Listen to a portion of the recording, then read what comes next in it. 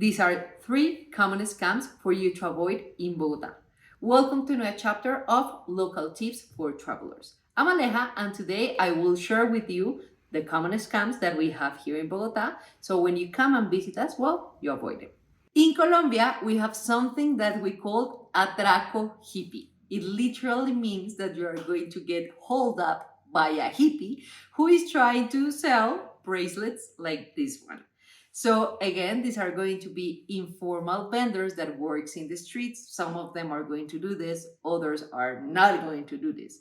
But basically what happened is that they are going to try to force you to buy the bracelet by putting it and tie it on your hand. So if you don't want to buy the bracelet, just say no and take your hand out. Taxis. So sometimes taxi drivers, when they see that you are a foreigner, they try to charge more at the end of the service. So in order to avoid this scam, our recommendation is for you to always ask for your taxis through the apps that we recommend, like Uber, Cabify, or InDriver. We just launched a video talking about all the apps that we recommend before you come to Colombia, so go and check that one out. Now, the reason why is because over there you can track the area where they are taking you, and also you will have control of what they are going to charge you at the end. Another thing with taxis, you are going to notice in some attractions, like for example Monserrate, that we have some taxi drivers that park in front of that attraction in order to offer the service to tourists. What usually happens is that some of these taxi drivers usually are going to charge even 5 or 10 times more than the usual fee. Just avoid taxis that are parking on the street in attractions like Monserrate, or to do this on the street to call a taxi is always safer to call it from your phone. The shoe shiners. Informal commerce in Bogota is common, and we have a lot of people that win their life this way.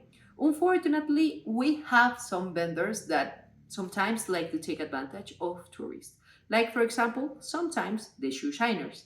You are going to notice that we have some people that like to clean shoes, of course for money, in places like La Candelaria in the Simon Bolivar Square and in Zona T. Some of them are going to approach you asking you if you want for them to clean your shoe. If you say no, usually they go away.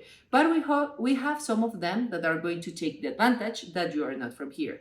So usually what is going to happen is that they are going to put something in your shoe in order for them to clean it up and at the end charge you. So if you see them, how to avoid this scam, just go away. If they throw something in your shoe, just go away with it, and at the end, well, you clean it. The bonus. This is not an scam. This is just for you to know here in Colombia. So we have said this in other videos before. So here, when you are going to pay by card, you never give your card to anybody. Your card is going to be always with you. So usually in coffee shops, in restaurants, in different stores, what you have to do is to approach the counter, and at the counter you will pay. Remember, the card is always going to be in your hand. Or in restaurants, the waiter is going to approach you with the machine for you to make the payment. So that's all, guys. We hope this video comes handy to you.